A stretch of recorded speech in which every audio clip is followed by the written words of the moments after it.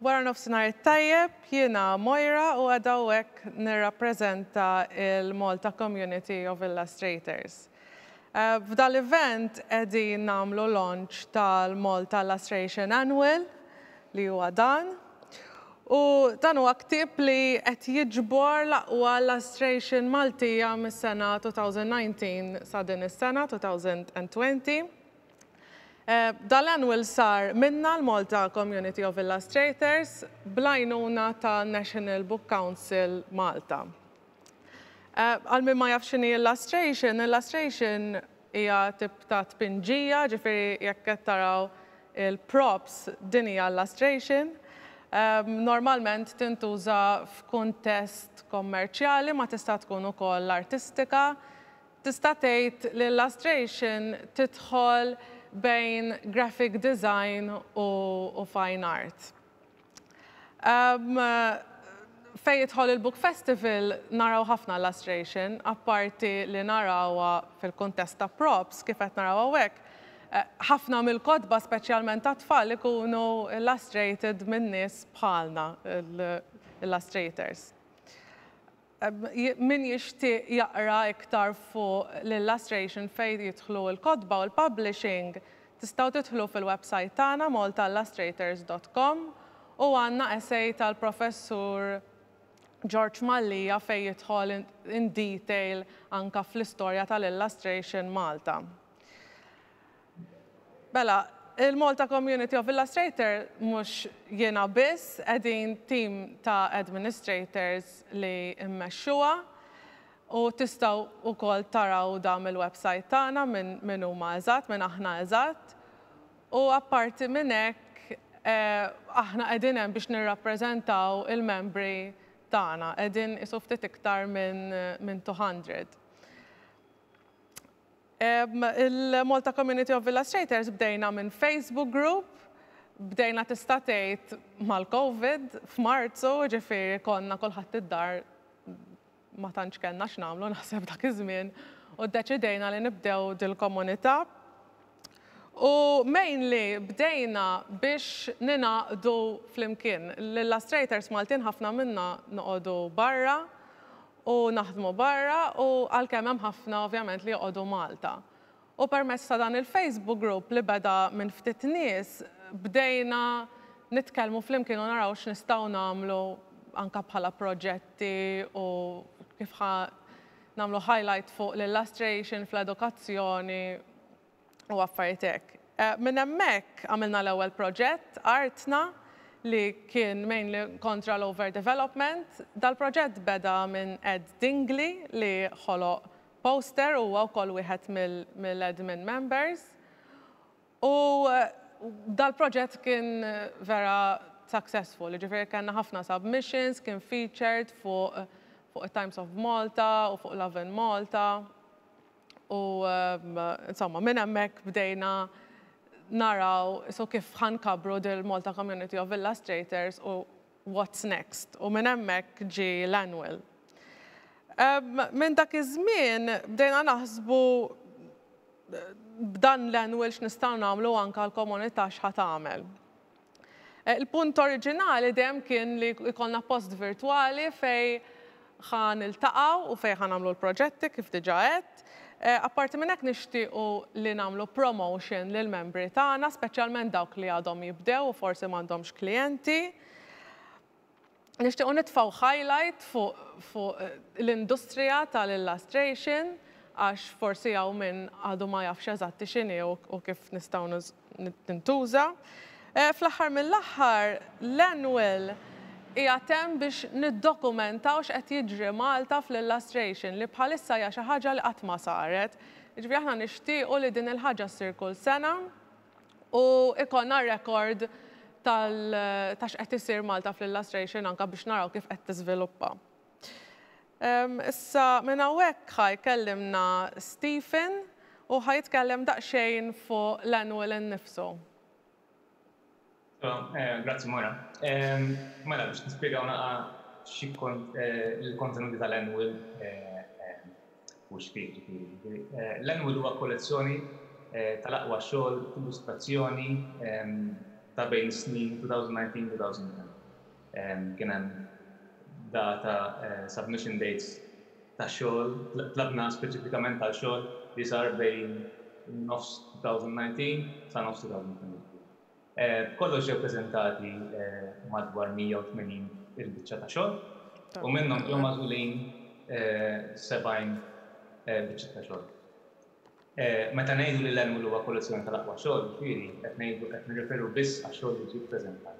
Ix-xogħol li hemm fl-annual ġie magħżul biss mix-xogħol li ġie submitted speċifikament tal-annual. Issa, kif qalet Mojra qabel, jiġifieri kien hemm bosta raġunijiet għala sar l-annual. L-ewwel biex nippromovu talent lokali ġo pajjiżna stess. Kif skoprejna tul il-proċess ta' dan annual sidna li hemm ħafna. Kif semmit Mojra wkoll biex niddokumentaw ukoll ix-xogħol li isir dan qasam. Biex nibnu wkoll ċertu preżenza kemm lokalment kif ukoll fuq livell internazzjonali u wkoll biex naqdu jew niffurmaw komunità ta' nies li jaqsmu l-istess professjoni u l-istess esperjenzi. Issa fl-annual insibu bosta artisti, bosta nies li qed jiffurmaw din il-komunità ġifieri. Tista' tgħid kollha kemm huma jvarjaw fejn tidħol esperjenza, stili, approaches għas-suġġett, eċetera, eċetera. Ftit minnhom qabli iżjed magħrufin minn oħrajn jew għandhom iżjed esperjenza lokalment minn oħrajn. Iżda wkoll hemm studenti li ppreżentaw xogħol li jagħmlu meta tul il-courses li kienu jistudjaw. Insibu kemm Maltin li jgħixu Malta kif ukoll Maltin li jgħixu barra, bħal eżempju. U anki illustraturi barranin li huma bbażati ġewwa Malta. Kull illustratur jew illustratura li nsibu fl-annual ġew magħżula biss minħabba li ppreżentaw xogħolhom għall-annual kif semmi. Issa, ix-xogħol finalist ġie magħżul minn tim ta' ġurija ta' ċerta esperjenza. Provajna insibu nies minn ħafna oqsma differenti. Kollox kellna 7 persuni f'dan it-tim li jinkludu Ruta Ancilleri, artista, illustratura u lecturer l-MCAST. Kena koll Riccardo Bessa, illustratur u storyboard artist Portugiż bbażat ġo Londra li ħadem għal diversi proġetti għal eżempju Game of Thrones u ħafna iżjed. Matthew De Marco, graphic designer,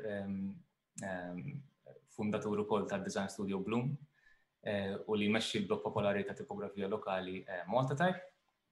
Kena koll Petra Eriksson, illustratura Svediża bbażata ġo Barcellona, iżda li kienet ukoll tgħix magħna qabel. Irrappreżentata mill-aġenzija tal-illustrazzjoni magħrufa Hanson Frank. Chris Gruppetta, pubblikatur u editur ma' Merlin Publishers, li għandu esperjenza estensiva ta' ħidma ma' illustraturi għal-kodba li publikaw. Kena Francesca Infantino, art director ma' studio Taljan Pangramma, u Francesco Poroli, ukoll art director Taljan u illustratur bbażat ġo Milan. Ġifieri kif tista' taraw kellna taħlita tajba ta' backgrounds hemmhekk li kollha kemm huma taw opinjoni differenti għax-xogħol li ġie ppreżentat. Issa, għala sar dan l-annual. Mela, l-annual huwa ta' utilità għal diversi raġunijiet. Imma ġiex raġunijiet prinċipali ġifieri. L-ewwel nett huwa għal persuni li jixtiequ jew li qegħdin jistudjaw l-illustration jista' jkun sors ta' ispirazzjoni u anki gwida għal dak li qed jiġi ġol pajjiż fejn tħoll dak tip ta' xogħol. U t-tieni raġuni, qabli l-raġuni prinċipali wkoll hija għal kumpaniji, studios, aġenziji, istituzzjonijiet, eċċetera, kemm lokali kif ukoll internazzjonali, li ta' spiss qabli jużaw servizzi ta' illustrazzjoni imma ma jafux eżattament fejn jistgħu jillokalizzaw dawn l-illustrators li hemm disponibbli. Ġifieri l-annual jista' jservi bħal speċi ta' portfolio jew direttorju ta' nies prabta lokali li jistgħu joffru dat tip ta' servizz. Hemm ħafna stili minn fejn tagħżel, eċetera, eċetera. Fil-fatt minħabba fekk ukoll ħejjejna gwida qasira li tista' tinstab lejn l-aħħar tal-annual ta' kif tista' tuża s-servizzi tal-illustrazzjoni qabli għal nies li ma tantx għandhom esperjenza. Imma naħseb tgħidilna dwaru Mojra żjed tard. Mela, kopji tal-annual jistgħu jiġu akkwistati minn ħanut ta' souvenirs that don't suck, magħrufin ukoll bħala tat-te fit-tazza, li jinstabu il-belt fil-pjazza faċċata ta' San Juan.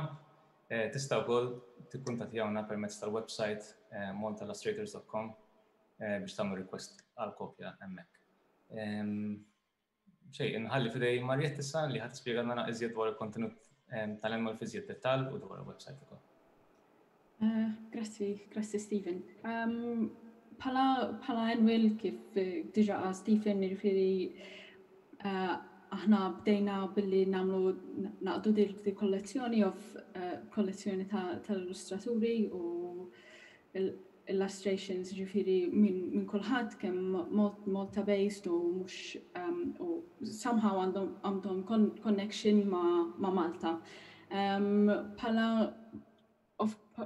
Bħala cover li ħdimna ma' ħajkolli nagħmel screen share biex norikom l-screen. Ekku. Sewa. Bħala cover ħdimna ma' Defni Buġejja biex tagħmel waħda mill-illustrazzjonijiet tagħha dettaljati parti mill-annual. Kanna pjaċir kbir naħdmu magħha. U mbagħad bħala stili ivarjaw, jiġifieri għandna minn vector illustrations, traditional illustrations ukoll fejn għandna ċertu minnhom li huma hand-drawn. Għandna varjetà sħiħa, għandna collages ukoll, jiġifieri bħala varjetà mhux ma konniex limitati, jiġifieri kien hemm ħafna explorations ta' stili differenti. U explorations ukoll ta' color palettes li kienu veru interessanti. Bħala temi dis-sena irċevejna ħafna ispirazzjoni mill-aħbarijiet kurrenti, ġifieri għandna minn COVID-19 hemm ukoll fuq climate change, environmental issues, kif ukoll fuq iktar temi iktar pożittivi u iktar playful. Kif tistgħu taraw hemm ħafna affarijiet bit-typography ukoll u it-temi wkoll li varjaw. Bħala playfulness, jiġifieri kien hemm ħafna kuluri differenti u vivaċi, jiġifieri pożittiv ħafna kemm kien hemm ħafna temi differenti ta' fuq COVID u environmental issues li forsi jistgħu jkunu kultant naqra negattivi. Il-kuluri u il-varjetà ġifieri overall pożittiva. Naħseb dak kollox minn naħa tiegħi. Nista' ngħaddi għal Stephen. Sorry. Ħanitkellem issa fuq kif il-klijenti jistgħu jużaw l-annual.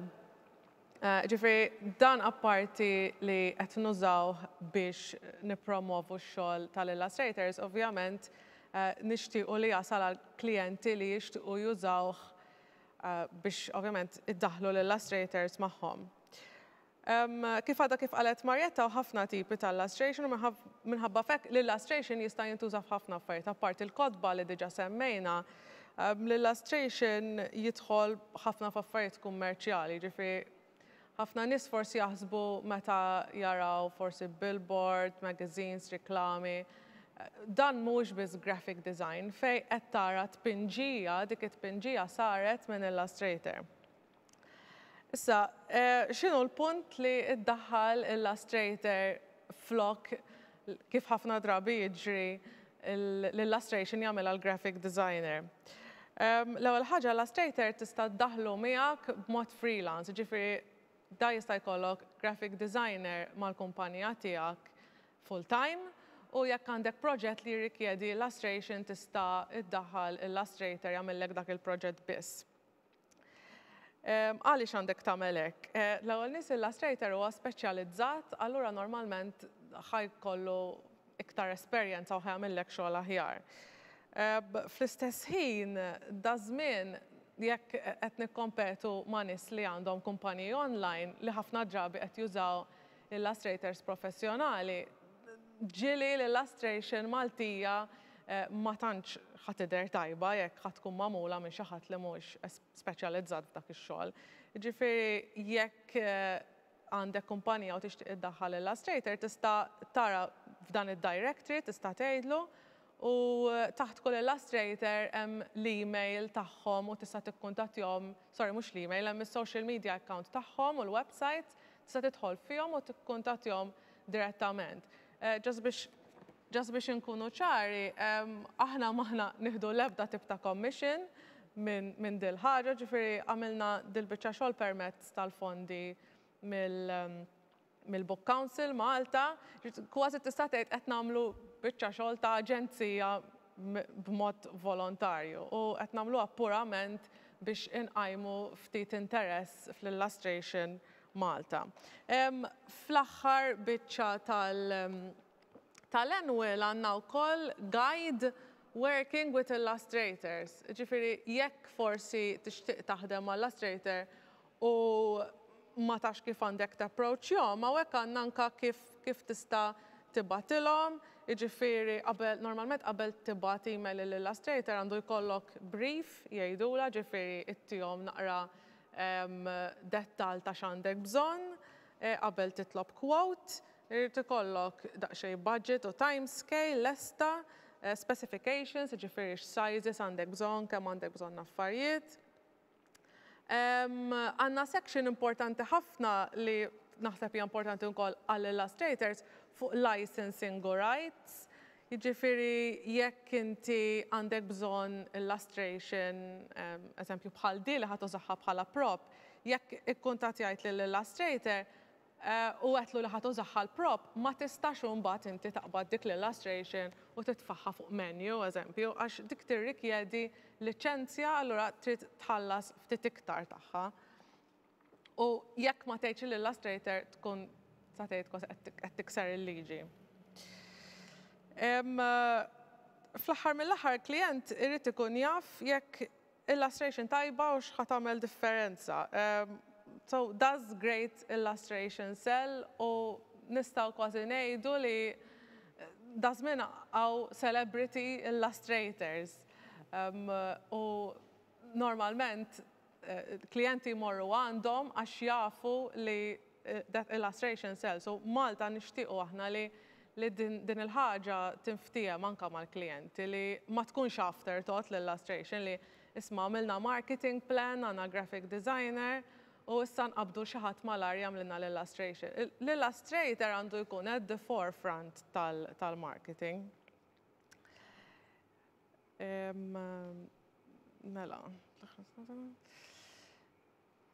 Mela, ir-raġuni hija li l-illustration bija n-nies qegħdin jaraw l-information li inti qed tibgħat qed jaraw b'mod viżwali. Ġifieri kif forsi tafu da żmien jekk tidħol fuq l-internet anke l-blogs, ħafna minnhom qed isiru lists, qed isiru b'ħafna images to break up the text, allura b'dal mod anke qed naraw kemm importanti Illustrator.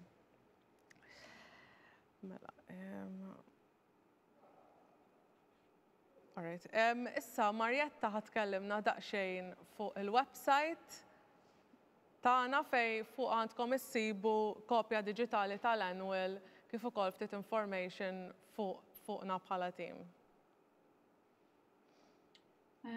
Mela bħala website li għamilna fiha tfajna l-informazzjoni kollha li tista' ssib kemm fuq l-annual kif ukoll fuq iktar fuq Malta Community of Illustrators and kif tista' tingħaqad magħna jekk inti illustrator. kif ukoll kif tista' tikkontattjana. Bħala informazzjoni bħalissa bħala website għoda daqsxejn żgħira għadna din fil-bidu sintendi, però dejjem għandna il-mira hija li tikber iktar. Għalkemm bħala website innifisha hija żgħira għandna wkoll blog fuq Medium li tista' taqra dan il-blog billi taċċessa il-website maltaillustrators.com u hemm link diretta ġifieri li tieħdok għall-blog fuq Medium biex tkun tista' taqra either latest news or what's happening u jew inkella iktar informazzjoni li jkunu jew proġetti li nkunu qed naħdmu fuq dawk iż-żmienijiet li inti tara il-blog sintendi. Bħala overall naħseb dak kollox minn għandi. All right. Thank you, Marietta. Dwar l-annual dak kollox, ġifier minn naħa tagħna nixtiequ nerġgħu nirringrazzjaw lil Book Council Malta, lil judges, lill-Professur George Mallija u lill-Malta Community of Illustrators, members u l-admin team kif ukoll lil-tef it-tazza li qed jagħmlulna distribution. Issa minn hawnhekk nitkellmu daqsxejn kif użajna l-illustration biex għamilna il-brand tal-Book Festival ta' din is-sena. Ħanaddi għal Stephen. Grazzi Moira. Ma kif semmejt inti issa dis-sezzjoni li jmiss ġifier se nitkellmu dwar kif ġew iddiżinjati l-viżwali għall-Bookfest. Biex nispjega ftit ġifieri Moira u flimkien ma' Mark xikluna kienu inkarigati bħala illustrators għal-main image tal-festival u jien kont il-diżinjatur li mbagħad iddiżinjat il-bqija tal-materjal u għamilt naqa' direzzjoni viżiva wkoll viżwali tal-bqija tal-proġett tal-bqija tal-festival. Issa, waqt li huwa vera ġifieri li qabli dan għandu x'jaqsam iżjed mad-diżinn milli mal-illustrazzjoni, il-Bookfest huwa eżempju tajjeb ħafna ta' brief, kif semmit Moira l-brief huwa il-request basically li għamel il-klient lill-kreattivi tant jekk huma illustraturi jew designers. Ġifieri tal-brief huwa uniku peress li huwa bbażat fuq illustrazzjoni u jpoġġi l-illustrazzjoni bħala protagonist tal-identità viżwali tiegħu. Normalment mhuwiex komuni li naraw briefs li jibdew mill-illustrazzjoni biex ngħidu verità ġifieri. Is-soltu jibdew b'kunċett u mbagħad l-illustrator kif semmit mara qabel xi kultant ġifieri jkun bħala afterthought, ġifieri dal-brief huwa pjuttost uniku minn dak il-att. Ma kif semmejt dis-sena l-illustrazzjoni saret minn Moira Xikluna Zara u Mark Xikluna, iżda fil-passat ħadu sehem ukoll bosta illustratori oħra Maltin stabbiliti, per eżempju Lisa Falzon jew Julie Malija. Bħala designer tal-festival, kemm ta' dis-sena kif ukoll tas-sena oħra, il-brief ta' dan il-festival insubu pjuttost uniku peress li għall-kontrarju ta' design briefs oħrajn starting point jew huwa l-illustrazzjoni kif semmejt qabel. L-illustrazzjoni u l-illustratur u t-tema tal-illustrazzjoni jiġu magħżulin mill-Kunsill Nazzjonali tal-Ktieb stess ġifieri. U għalhekk naħseb tajjeb li qabel nduna naqal Moira li qabel jistgħu jispjegawna ftit iżjed fid-dettall ta' x'kien jinvolvi l-brief li ġie ppreżentat lilhom mill-Kunsill. Moira, kont nsaqsik naqa' ġifieri kieku tista' tispjegana ftit qabel x'kien jinvolvi l-brief li ġie ppreżentat lilkom. Mela, l-ewwel ħaġa normalment meta qed nagħmlu brand ta' festival bħal dan, kif qed inti, normalment tibda mill-graphic designer, però il-Kunsill jagħti importanza ħafna lill-illustrator li xi ħaġa tajba lina. U bdejna billi Simona Cassano batitli il-brief li normalment għal-Book Council tkun fej jista' jwasslek ktieb, ġifieri li jista' jieħdok f'dinji oħra u jrid ikun ukoll tajjeb kemm għat-tfal kif ukoll għall-adulti. Ġifiri minn hemm bdejna u dis-sena ddeċidejna li naħdmu fl-istyle ta' Dr. Seuss. Allura użajna dak it-tip ta' kuluri primary colors, l-aħmar, l-blu, l-isfar u użajna dik il-linja sewda li għamilha Mark Scicluna. Ġifiri minn hemmhekk iddeċidejna li ħanamel l-sketch jiena u mbagħad ħajamel il-linja tagħha Mark Scicluna mbagħad tmur għand Stephen li kien id-designer.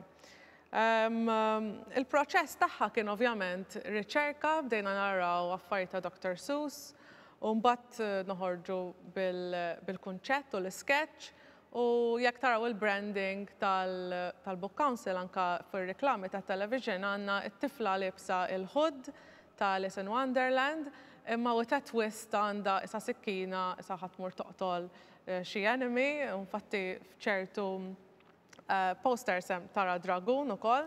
Ħdejja hemm jista' jkun missiera jew xi ħadd ieħor jew xi ħabib tagħha liebes ta' Sherlock Holmes. U mbagħad għandna l-kelb b'dak il-kappell ta' Dr. Seuss li qiegħed magħhom. Ġifieri hemm ħafna elementi differenti, però mbagħad jingħaqdu flimkien għall-brand. Bħala challenges ovvjament meta qed tagħmel illustration għal festival bħal dan dejjem għandek illustration tittaħdem kemm fiċ-ċokon, jiġifieri għandek fuq l-internet, jekk ħajkun hemm posters, flyers, jekk ħajkun hemm props, ġifieri fil-każ tal-props ta' dal-istudio iddeċidejna li nużaw dettall minn web banner, però kellna nerġgħu npinġuhom għax iridu jiġu printed kbar. Lejn l-aħħar tal-kontribuzzjoni tagħna bdejna naħsbu dwar id-disin u minn hemmhekk imbagħad daħal Stephen u bdejna nitkellmu kif ħanaqdu l-illustration mal-graphics. Naħseb Stephen tista' tkompli inti minn hawn kif tgħid kif kif semmejt inti kien hemm punt imbagħad fejn ngħid li aħna qisu bdejna nitkellmu ħafna iżjed biex nippjanaw l-identità overall u l-feel tal-event u xek. La darba kena l-illustrazzjoni l-esta. Minn dak il-punt mbagħad beda x-xogħol li jinbena l-identità viżwali in ġenerali. L-identità viżwali hija bażikament is-sistema viżwali li tintuża biex jiġu ddiżinjati l-assets kollha viżwali li se jintużaw għall-festival, kemm għall-proporzjoni tal-festival kif ukoll għal-waqt il-festival innifsu kif qed naraw eżempju fix-shot fejn titkellem Moira bil-backdrops u dan kollu għabli anke il-frame li hemm madwar il-video bħalissa. Dawn huma elementi tal-identità viżwali, jinkludu eżempju il-logotipo tal-festival, il-fonts li se jiġu użati, il-kuluri li ġew magħżulin speċifikament biex imorru mal-illustrazzjoni u li konna ddeċidejna fuqhom ġifieri flimkien ma' Moira u Mark. L-istil tal-forum u tal-layout, etc. Biex nidħolna għażiet fid-dettall tad-design tal-identità viżwali, ġifieri, il-fonts, pereżempju, huma element kruċjali tagħhom, ġifieri għall-fonts għażil biex naħdem b'ġiex tipi. Tipo jisimha Lola u oħra jisimha Nomada. Peress li għandhom stil pjuttost 50s, speċjalment Lola. Li ntużat biex nħaqqet il-logotipa li tista' taraw probabbilment fil-top left tal-iskrin. Il-logotipa ġifieri ġiet editjata biex kollha filna iżjed lus u ferriħi wara u l-pjata grafika ġiet imbagħad iddiżinjata biex tagħti l-istess fil. Użajna kuluri u forum bażiċi u stil naqas skewed jew mawweġ biex nikkomunika ġiex affarijiet. L-ewwel nett huwa stil li jmur ħafna mal-element retro tal-illustration. Kif semmit Moira, l-ispirazzjoni tagħhom ġiet mill-illustrations ta' Dr. Seuss mill-50s, 60s. Huwa stil ġifieri li fakkarni wkoll u li jmur tajb ħafna ma' stil grafiku tal-50s u 60s, xogħol bħal-eżempju ta' diżajnjaturi bħal Sol Bass, jew anki jiena fi-stil grafiku ta' Pink Panther biex nsemmi ġiex eżempju ġifieri. It-tieni raġuni kienet biex nikkomunikaw natura approachable u inklusiv tal-event. biex dan ma jkunx jidher jisu huwa event eżempju għal tfal tal-iskola biss jew għal nies li jħobbu l-letteratura biss, imma huwa event li jiwwelkamja ġifieri kull tip ta' nies li jridu jsiru jafu naqsjed dwar il-kodba u l-xena tal-letteratura lokali. Is-soltu dan il-proċess jibda billi jiġu ppreżentati xi proposals għal poster tal-festival lejn l-aħħar ta' Mejju bidu ta' Ġunju. Id-diżinn tal-poster mbagħad iservi bħala bażi tal-bqija tal-affarijiet li jridu jiġu ddiżinjati għall-festival, bħal eżempju l-banners, riklami għal-gazzetti, kemm stampati online, animations, materjal għal social media, templates għal events, program ta' avvenimenti s-soltu jkun printjat imma dis-sena ovvjament interattiv biss, materjali għal videos u anki d-diżinn tal-backdrops kif semmejt qabel. Għanek għandi eżempju tal-poster li ġi ddiżinjat li ċert illi rajtu kemm il-darba. Dan actually huwa din hija l-verżjoni, l-ewwel verżjoni sar tal-poster qabel ma ttieħed id-deċiżjoni illi il-festival isir online biss. Fil-fatt tista' tara l-indirizz u kollox. Kif tistgħu taraw hemm il-logotipa, ġifieri main logo hawnhekk, l-illustrazzjoni ta' Mojra u l-bqija tal-grafika tissapportja l-illustrazzjoni, ġifieri tija protagoniżmu u ġifieri s-saħħaħa. Dak huwa l-punt tad-diżinn grafiku f'dan f'kuntest bħal dan. Tista' tgħid ġifieri li l-look and feel tal-poster tiġi mfassla meta jintażel il-poster. Ġifieri mbagħad nimxu fuqha bħala ispirazzjoni għall-bqija tal-materjal li jkun hemm bżonn. Għalkemm xorta waħda jibqa' jiġi żviluppat il-look and feel tul il-proċess tad-diżinn tal-bqija tal-materjal. Din is-sena kellna wkoll sorpriża ovvjament kif semmejt meta ttieħed id-deċiżjoni li l-event issir online biss, allura kellna nbidlu ċertu affarijiet, kellna noħolqu sistema ta' kif nistgħu inħabbru din l-aħbar fil-waqt li ma jkunx bżonn nirridiżinjaw kollox mill-bidu il-materjal li diġà konna ddiżinjana ġifieri. Ukoll kellna naħsbu sew għalkemm iżjed il-kunsill milli jiena dwar il-materjal li se jkun hemm bżonn issa li l-festival ma kien se jkun preżenzjali. Fil-fatt bħala riżultat tek spiċċajna anke saqsejna lil Mojra u Mark għal xi illustrazzjonijiet oħra li sibna li kellna bżonn lejn l-aħħar. Bħala eżempju l-backdrops u l-props li tista' taraw ma' ġenb Mojra kienet idea li feġġet lejn l-aħħar meta indunajna li kellna bżonn li kien se jkun hemm bżonn niffilmjaw kull event għall-festival.